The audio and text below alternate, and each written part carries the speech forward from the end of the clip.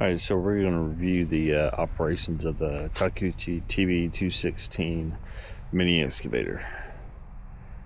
There is no rental company involved with the advertisement of this, nor is Takeuchi. So the first thing we'll start with is the fluid checks. In the back compartment back here, you have the oil dipstick, which is right there. Here's your air filter, your fuel and water separator, your coolant.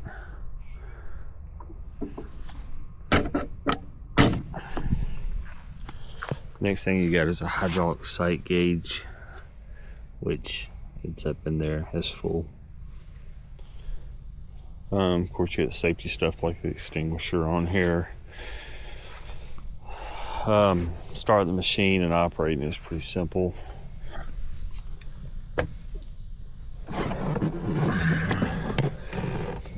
If you've never operated one before, you have to have this safety up. This is the control box, of course, for the left side, but also this is what stops the hydraulics from working, so that way there's not an accident. So they have to be up to start it. So here's your ignition key on this side. You're gonna turn it once.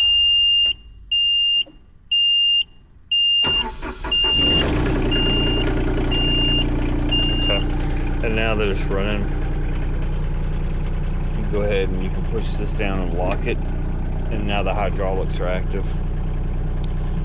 Definitely recommend wearing your seatbelt because it does help enhance your ride along with the safety features. The gauge cluster here shows you the current time, which I don't have this one set. These two buttons right here for setting your time and other little operations in the menu. And then this is your actual lights, which you have 3 of. 2 on top of the cab and then 1 on the boom. You just push it one time and they're illuminated.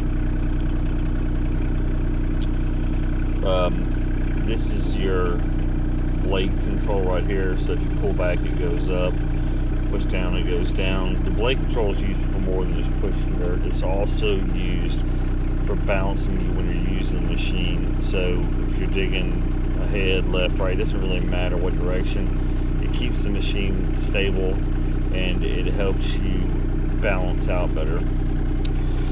This is your throttle control, so we're at the lowest idle setting right now. If we pull back, we increase it. We can continue to pull it and it'll go even further. In front of us we got the 2 drive joysticks, so when you push them both forward, the machine will move forward. If you pull back, the machine goes backwards. Should you spin the bucket all the way around, don't forget, once you're facing this way, your controls involving the forward and reverse are reversed. So now to you is forward, and away from you is reverse. Also, that said, you can see this joystick here. This is what operates the turning of the turntable, and then if you look out the extension of the arm, it operates going out. So as you can see, I'm pushing it out, and then it brings it right back in. The other joystick on the other side is what controls the main mast right here. So if I pull it back to me, it's going to bring the whole mast towards me. And then the reverse, if I push it down, it goes away. What this also does, this joystick, is it controls the curl of the bucket. So towards me is curling in. Away from me is curling out. So in is to the left, out is to the right. The next thing we'll go over is, it's a 2-speed unit. So there's a button on the right tracking joystick here. If you push this one in, and I'll show you on the display, it changes it to 2-speed mode. You can see the rabbit up here in green at top. So it's great for when you're having to travel long distance back and forth with the machine. It definitely increases the travel time. And then turn it off. And when I say increases travel time. It makes it a lot faster. The next thing is it's got side swing on it. And no, I'm not wearing the appropriate footwear for this, but it's okay.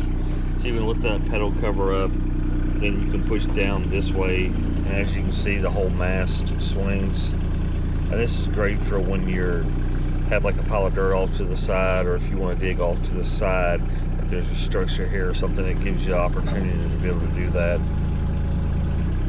Go the other way, it swings the other way, does the same feature.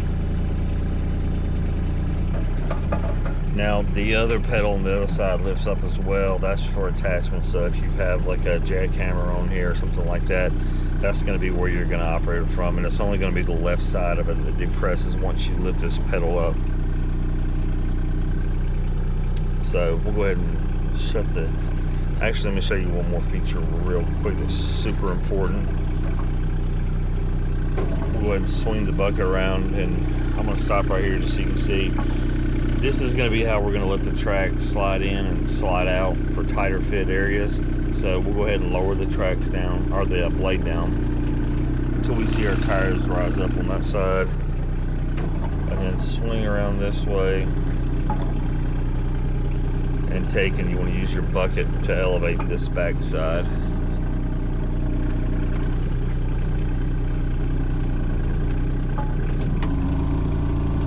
Now you can see we're elevated off the ground.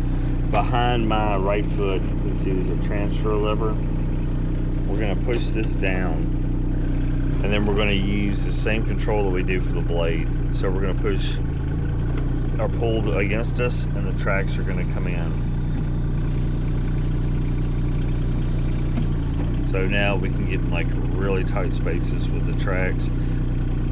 It's a great feature, especially when you're going through like gates or little small fence openings. If we go the opposite direction while it's depressed, we can put them back outward, which is good if you're needing that extra stability. Then it gives your tracks that much more width to them. Alright, so that's it for that. So just pull your joystick back in with you. And then you can go ahead and lower your blade back down. And then we'll change back to this way. That is pretty much it for the operation of it. We'll do like a super quick walk around, and I'll just point out a few things to you.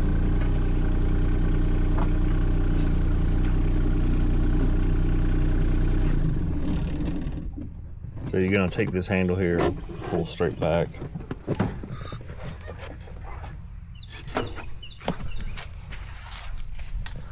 So here's two of the lights we mentioned, and then I'll show you the other one on the other side. You've got Zerk grease fittings here, here, they're everywhere here. You've got 3 on the front that are for greasing under the carriage. This model here does not have a thumb with it, but you can have a thumb control. This is bucket only.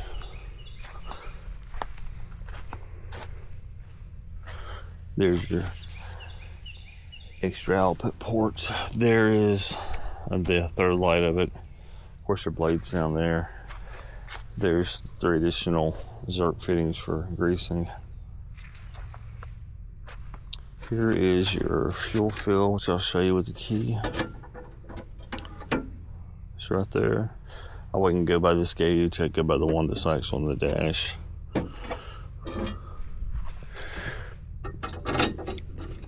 Here's more access, and that's just for maintenance, and same with this one right here. This is for filters and stuff, and it's also where your backup alarm is located.